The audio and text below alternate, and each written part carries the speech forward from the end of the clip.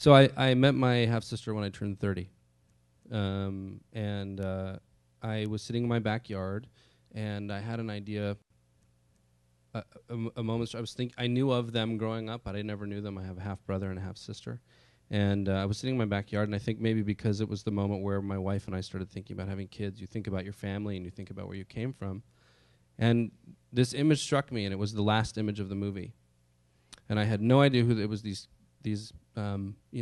adults watching themselves as children, never having known they played together, and I had no idea where it came from, but it just sort of struck me, and I didn't know who the characters were in the image, but I felt it so deeply, and I sort of put it in my pocket, and I walked into a party that night, and a woman walked up to me and said, "I'm your sister."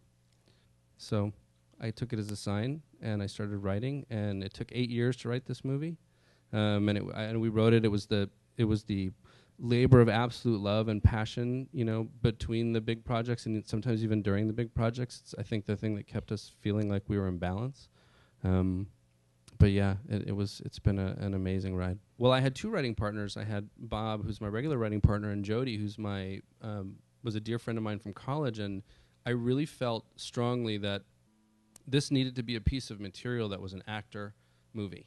And Bob and I are so trained, I think, now in the structure of action screenwriting that I didn't want to bring that to the equation, and I didn't want to be thinking in those terms, and I wanted someone in the process who wasn't going to be, weighted down by that. And because Jody was an actor and I trusted him very much, I felt that he was going to have very good instincts for where scenes needed to live. And it was the first and only movie we've never outlined. We usually have a very rigid outline, but we decided not to because I think we felt that we wanted to follow an intuitive sense of character and nothing else. We didn't want anything else to be going on there. And we went down a lot of wrong roads. That's why it took 8 years to get the script right. Well, once the movie was happening, Chris Pine was the first actor I asked to do it, and he said yes. And we had known each other from Czech, and we were very friendly, but we weren't close. We were friendly, and we got extremely close on this movie. And I felt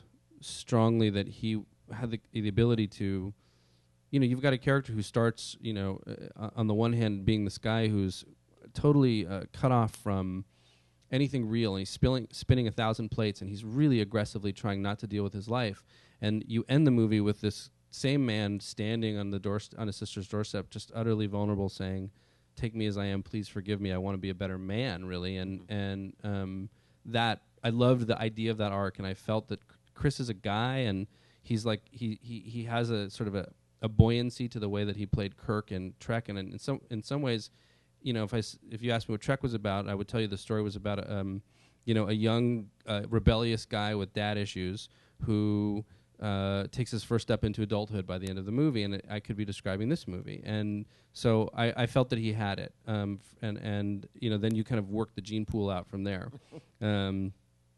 I saw amazing actresses for Frankie, and they were so many of them so wonderful. And when Elizabeth came in, she just was Frankie.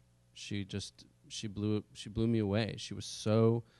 I think my biggest worry with Frankie was that I didn't want her to be heavy every time she walked in a room because the character's carrying a lot.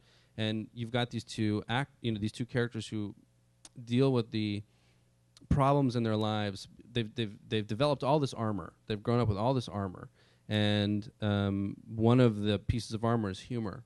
And I loved the idea that these two would look at each other and be utterly defenseless against each other's armor because it was the same armor and came from the same man, really,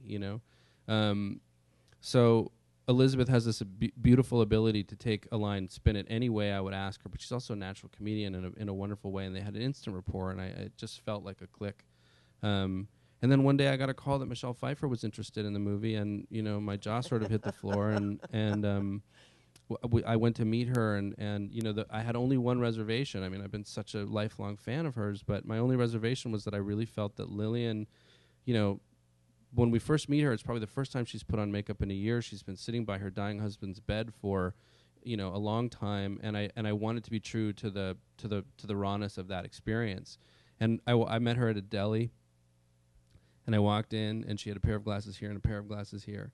And my first thought was, that's in the movie. And then we sat down, and she very quickly said, I want to do whatever needs to be done for this part to be real. And in about a minute, I knew that we were going to be best pals, and we really were. And she never, not for 1 second, was worried about how I was lighting. If she was worried, she didn't show me about how we were lighting her. She was very open about it.